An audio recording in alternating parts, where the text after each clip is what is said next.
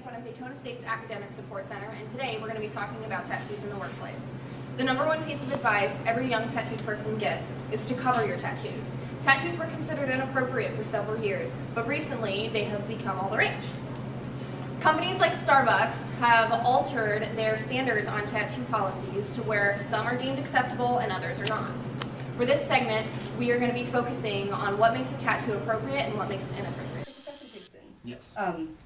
What kind of shocking tattoos have you noticed on your students?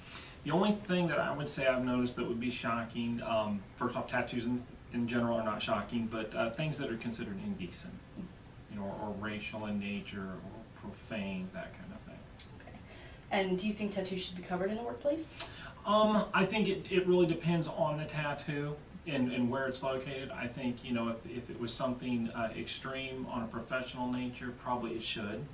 So I think that's something that, usually it's considered that way. Although I personally wouldn't have a problem with it, I think it would be a problem for you in an interview or that type of thing. Well, thank you very much. This has been Chloe Chidester for In Motion News with Professor Barry Gibson, the Master Faculty Fellow of the Math Department.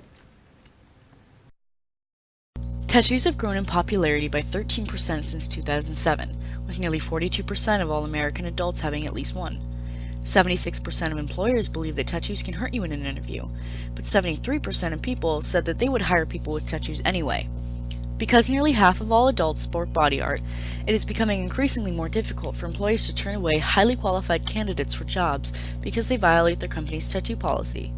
Companies like Disney, who are notorious for their clean-cut, no-body art policies, have recently amended their dress code to include visible tattoos and piercings because they couldn't find enough qualified staff without them.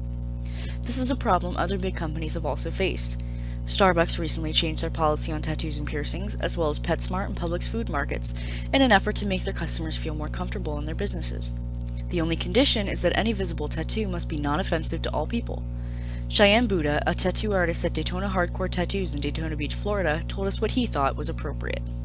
Something that has meaning, that's cool looking, that doesn't scream gang member or thug, criminal, something that's just art on the skin. The students of Daytona State College had similar opinions. This is Chloe Chidester reporting for In Motion News. I'm here with Justin Lawrence, a biology major, and Johnny Ortiz, a criminal justice major. Justin, how are people judged by the tattoos they choose to show? What I would say in the workplace is we're in an era where tattoos are becoming more and more popular. So you got best friend tattoos, you got just because tattoos, family tattoos. But in the workplace, I think people find that not disrespectful, but not presentable in that type of area. So, and we're coming off an area when gangs and bikers and all them had tattoos. So I think it's just not the right mindset to have in the workplace, in other people's opinion. And what's your opinion? My opinion is fine. It's your body. You can do what you want with her.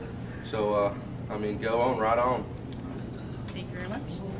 And Johnny, do you think the standards for tattoos on women are different for tattoos on men? Yes.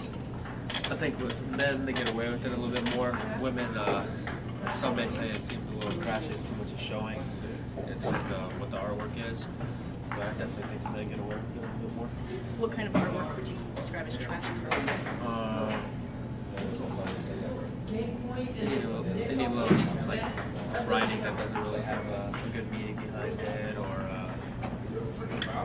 like little objects that are just there, like doing mistakes. Or the location. Location. Thank you very much. Tattoos in the workplace are becoming a hot button issue nowadays. For students at Daytona State College's campus, the question is, do or don't. We've talked to faculty and staff, students, and tattoo professionals, and the consensus is, keep them appropriate, keep them coverable. Now back to you guys.